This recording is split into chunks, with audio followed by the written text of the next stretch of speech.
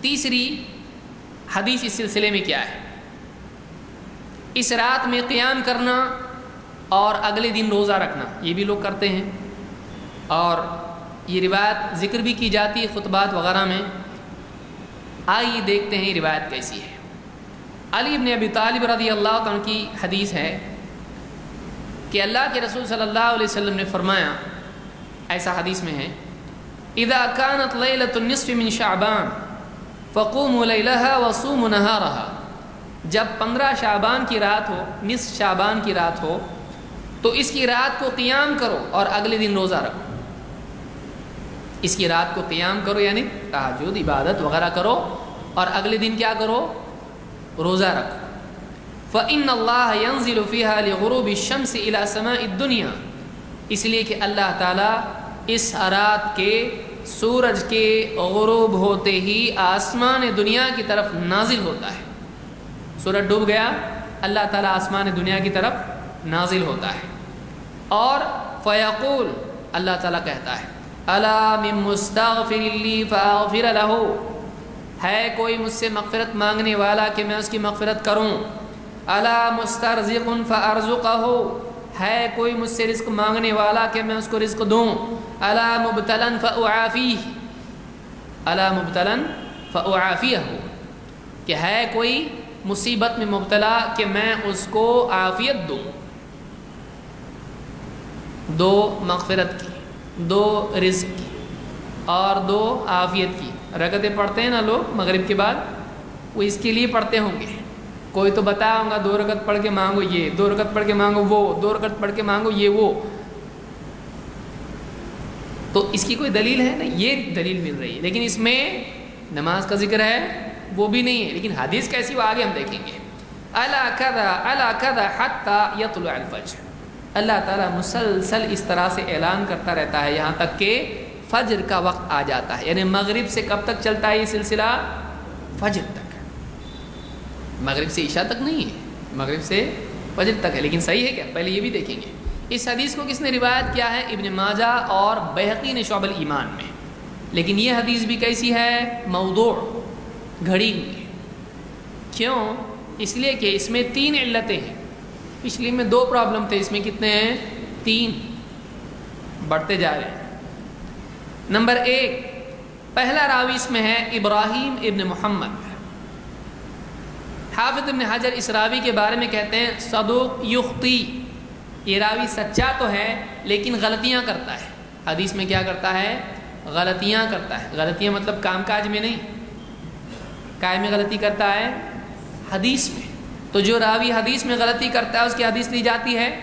آپ ایسے آدمی کو اکاؤنٹنٹ رکھیں گے، بایو ڈیٹا میں لکھ کے بھیجا آپ کو، میں سب ٹھیک ہے لیکن میتھس میں غلطیاں کرتا ہوں، حساب کتاب میں سچ بولتا ہوں اور حساب کتاب میں غلطیاں کرتا ہوں، کیا آپ مجھ کو اپنے اکاؤنٹنٹ رکھیں گے؟ آئیے کریں گے آپ بولیں گے سچا ہے، بہت اچھا ہے، کوئی دوسرا کام دے سکتا ہوں لیکن حساب کا کام تجھ کو نہیں دوں گا۔ سچا ہے، بہت اچھی بات ہے، چوکی داری دے سکتا ہوں، دوسرا کچھ کام دے سکتا ہوں، ایڈوائزر بنا سکتا ہوں، لیکن اکاؤنٹنٹ تو یہ سچا ہے، لیکن حدیث میں کیا کرتا ہے؟ غلطیاں۔ تو اس کی باقی چیزیں تو لی جا سکتی ہے لیکن حدیث میں غلطیاں کرتا ہے، وہ نہیں لیا جائے گا۔ یہ اس لیے ایک پہلی علت ہوئی۔ دوسرا راوی ہے معاویہ ابن عبداللہ ابن جعفر، اس راوی کے بارے میں ابن حجر کہتے ہیں مقبول، یہ راوی مقبول ہے۔ بعض لوگ جو ابن حجر کی اصطلاح نہیں جانتے وہ سمجھیں گے چلو یہ تو مقبول نکلا، لیکن مقبول جب ابن حجر کہتے ہیں تو ان کا مطلب یہ ہوتا ہے اکیلا نہیں چلے گا، اگر کوئی سپورٹ اس کا ہو تو مقبول، ورنہ نہیں۔ یعنی ابن حجر نے اپنی کتاب کی شروعات میں لکھا ہے کہ میں کسی کو مقبول کہوں تو کیا مطلب ہے؟ اگر اس کے سپورٹ میں کوئی اور حدیث ملتی ہے تب تو مقبول ہے، نہیں تو نہیں، ورنہ لین الحدیث کو مانا جائے گا۔ تقریب التہذیب میں مقدمے میں انہوں نے بات کہی ہے، تو یہ بھی سپورٹ نہیں ہونے کی وجہ سے نہیں لیا جائے گا، ورنہ پہلی وجہ سے تو ویسے ہی حدیث کیا ہو گئی؟ ریجیکٹ ہو گئی۔ تیسری چیز کیا ہے؟ یہ تھوڑا خطرناک اور بھیانک اور ڈینجر ہے ذرا، اس کی وجہ سے پچھلی چیزیں چھوٹی لگنے لگیں گی آپ کو۔ کیا ہے؟ تیسرا راوی عبداللہ، اس کے سند میں تیسرا راوی ہے ابن ابی صبرہ، بعض لوگوں نے غلطی سے اس کو بصرہ کہا ہے یا بصرہ کہا ہے، صبرہ ہے، ابن ابی صبرہ۔ حافظ ابن حجر کہتے ہیں ضعیف، یہ راوی کمزور ہے۔ عبداللہ ابن امام احمد اپنے والد سے نقل کرتے ہیں کہ امام مالک اس راوی کے، امام احمد ابن حنبل اس راوی کے بارے میں کہتے ہیں لیس بشیء کان یضع الحدیث ویکذب، یہ راوی بالکل بے قیمت ہے، لیس بشیء، کچھ نہیں ہے یہ۔ کیا کرتا تھا؟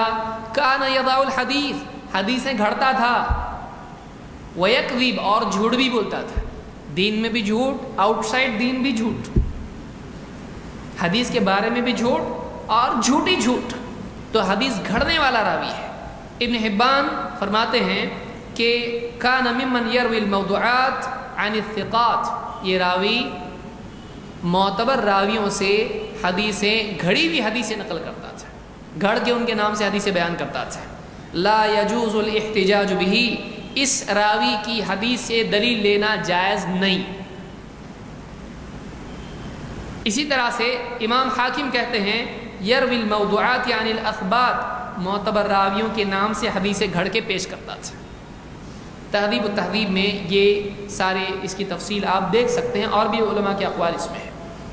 تو یہ 3 پرابلم اس حدیث کی سند میں ہیں، پھر بھی لیں گے آپ اس کو؟ نہیں لے سکتے۔ پہلی ہی وجہ کافی تھی، دوسری نے اس میں اور 4 چاند لگا دیے، تیسری نے تو روز روشن کی طرح واضح کر دیا کہ حدیث دلیل کے لائق نہیں ہے۔ تو یہ روایت موضوع ہے، اس لیے کہ اس کو بیان کرنے والا حدیث گھڑنے والا راوی ہے۔ تو معلوم یہ ہوا کہ اس رات کو قیام اللیل کرنا اور اگلے دن روزہ رکھنا، اس کی جو حدیث ہے وہ صحیح نہیں ہے۔ جن لوگوں نے اعتراضات کی ان کا کچھ جواب دیا نہیں ہے، چپ ایک دم، کچھ نہیں، ٹھیک ہے۔ اور آگے آئیے۔